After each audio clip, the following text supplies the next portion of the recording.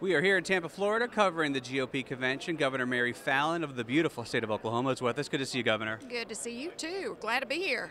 Tell us about the Romney-Ryan ticket and the state of Oklahoma. I would imagine there's nothing to worry about with them taking Oklahoma, correct? There is nothing to worry about in Oklahoma. You know, we love the Romney-Ryan ticket, and of course we're very excited not only about Governor Romney, but we're very excited about Paul Ryan.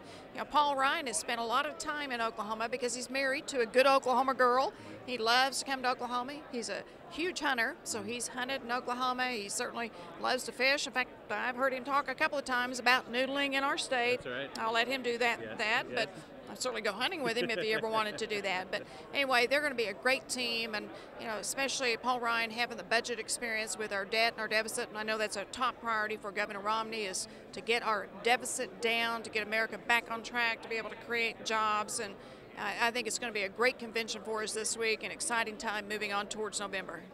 Governor, when you talk about the other side, there's a quote-unquote war on women. And you as a woman in the GOP, do you feel that there's a war on yourself? The only war on women that I feel is from the Democrat Party, frankly. And I don't understand that because we actually have twice as many women Republican governors than there are Democrat governors. And you know what the top issues are to women? And let me just tell you what President Obama has not done for women. But the top issues for women are having a job, being able to make sure our children can get a job when they graduate from high school or they go on to college, to make sure our children can have a better future than what we've had. And since President Obama has been in office, there are 23 million Americans that are either out of work, underemployed, or just flat out quit looking for a job. Another interesting little fact is that the unemployment for women has actually gone up under President Obama. And if you look at the number of people that are on food stamps since he's been in office, there's been a 70% increase in people on food stamps since 2007. So if someone's worried about how women are going to fare, they better worry about how women are faring under President Obama, because women aren't doing very well.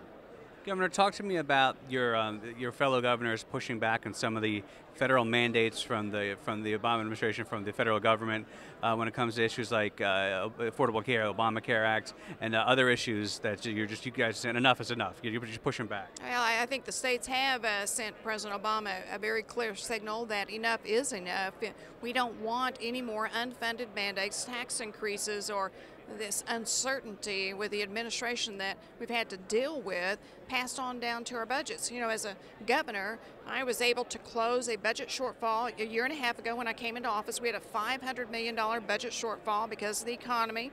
We in Oklahoma in a year and a half have been able to close the budget gap, and now we have over $500 million in our savings account, and our unemployment rate has dropped 30% down to 4.9%. So to President Obama, I just want him to leave me alone, leave our businesses alone, let us do the things that we think are best for our states. Don't pass on down any more unfunded mandates onto our state budgets. You know, states are the best problem solvers.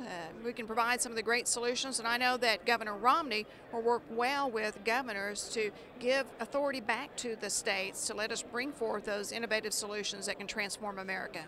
I know you're a big Second Amendment supporter, big NRA supporter. Talk about the NRA support in Oklahoma and talk about the importance of protecting our rights, especially if there were to be a second Obama administration. What do you think would happen to gun rights? Well, of course, Oklahomans have been very worried about President Obama and his, frankly, lack of respect for the Second Amendment, for gun ownership in America. Oklahoma is a wonderful state that loves hunting, that loves shooting sports, and certainly respects the Constitution and the right to be able to bear arms. And you know, we're afraid that if we have another term, President Obama, what that's going to do to not only our rights and our freedoms, but to our nation. And so, as a state that appreciates gun ownership, you know, we're a state that has passed good laws, and it feels like our nation has enough laws on the book to protect ourselves. But you know, we're a state that's even passed open carry. We're a state that has concealed carry. So we've done a lot of pro-gun, pro-rights for gun ownership in our state of Oklahoma. Last question. Whenever I talk to, fortunate enough to talk to a governor, I always ask them to sell their state to our listeners and our viewers. There are a lot of people who have a lot of tourism dollars to spend. Why should they come to the Sooner State? Well, they should come to the Sooner State because it's beautiful. In fact, Oklahoma is one of the best performing states right now. It's just been absolutely amazing to see the transformation of Oklahoma. It's one of the hottest states to do business. Certainly a lot of tourism. We have a tremendous amount of parks and lakes and outdoor activities. First-class museums. Our downtown Oklahoma City, where our capital is located, we have the Olympic rowing team on a river that runs through downtown. We have a beautiful canal with all kinds of restaurants. We have the NBA Thunder team that went to How about the Thunder this year? Went to the national championship. And, of course, if you love football, boy, you'll find great football with the Sooners and the Cowboys in Oklahoma. Do you, is it tough for you to pick one or the other when it comes to Oklahoma football? I'm for both of them. I'm very bipartisan as it relates to my sports. I went to Oklahoma State University, but I actually have a stepson that's playing on the OU football team this year. So we're for both of them. We're for Oklahoma. I love it. Thank you, Governor. Good to meet you. Good to see you, too.